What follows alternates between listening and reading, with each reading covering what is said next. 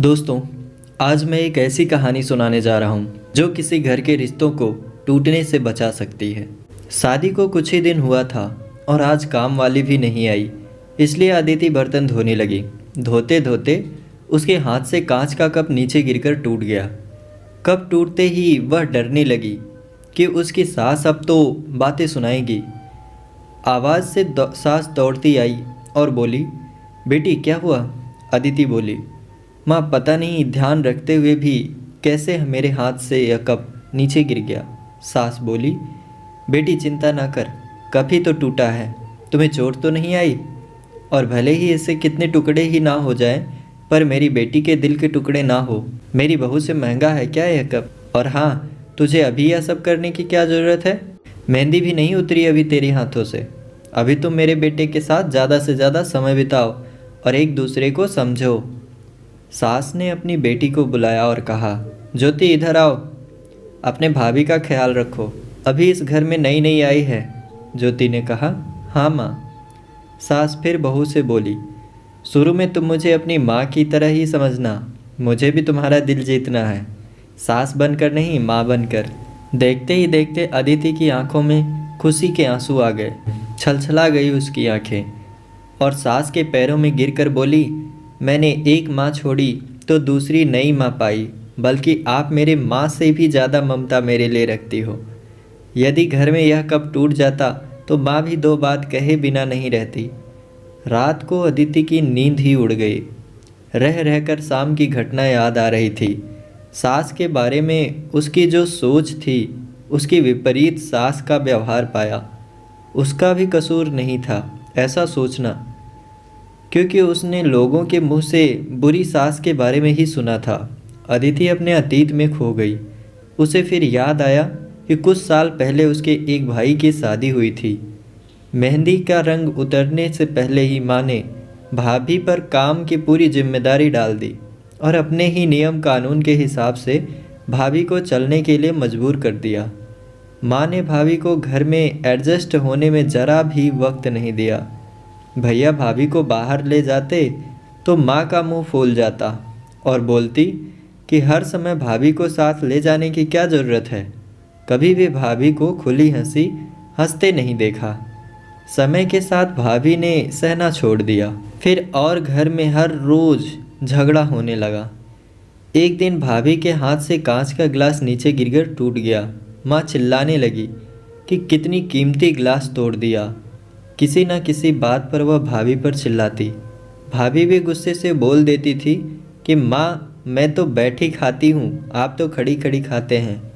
जब से आई हूँ तब से रोज़ जब तक दो चार जली खोटी ना सुना दो तब तक आपको चैन ही नहीं मिलेगा। कभी मेरे माँ को तो कभी मेरे पापा को, हमेशा मेरे मायके वालों को कोसती रहती हो। ऐसे ही माँ और भाभी एक दूसरे के साथ बहस करती रहती थी। अदिति ने घर के अलावा और भी कई जगह पर सास बहू के झगड़े सुनते सुनते वह डर गई थी, इसलिए शादी से कतराने लगी। मगर माँ बाप के कारण ही उसे शादी करनी पड़ी और अनजान भय को लेकर ससुराल आ गई।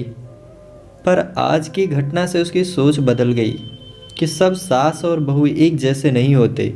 नींद ना आने की वजह से उसने सोचा कि चलो थोड़ी देर माँ से बात कर लूँ। माँ ने इतनी रात को उसे फ़ोन करते देख कहा, बेटी सब कुछ ठीक है ना? कहीं तुम्हारे पति से या सास से झगड़ा तो नहीं हो गया? अदिति बोली, नहीं माँ ऐसा कुछ नहीं है। मालूम है माँ, आज मेरे हाथ से कांच का गिलास नीचे गिर गया, तभी सास आ गई। मेरे आगे बोलते ही मेरी माँ ने बोलना शुरू कर दिया। बेटा फिर तेरे सास के चिल्लाने पर तूने अच्छा सा जवाब दे दिया है ना? हाँ बेटा, कभी भी दब कर नहीं रहना। तुम एक पढ़ी लिखी अच्छी लड़की हो, तुम में कोई कमी नहीं है, इसलिए कभी भी सुनना मत। तभी बात को काटते हुए अदिति बोली, माँ अब बस करो, मैं अपने दूसरे माँ के खिलाफ कुछ भी नहीं सुन सकती। माँ थोड़ा आश्चर्य में हो गई और बोली, यह क्या बोल रही हो? अदिति बोली, हाँ माँ, आज मेरे हाथ से जब कप गिरा तो मेरे सास ने बिल्कुल भी मेरे साथ बुरा व्यवहार नहीं किया।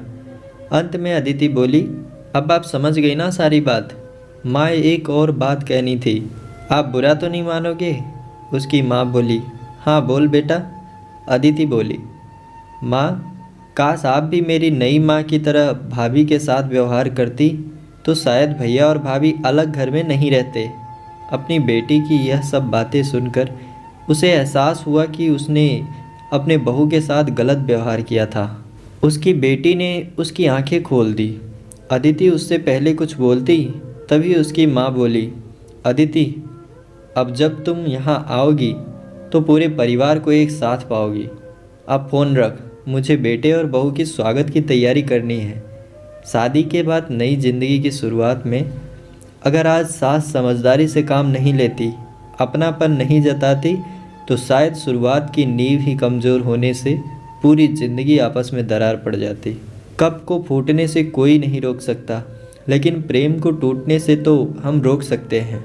कांच के टुकड़े हो जाए पर घर के टुकड़े ना होने दे।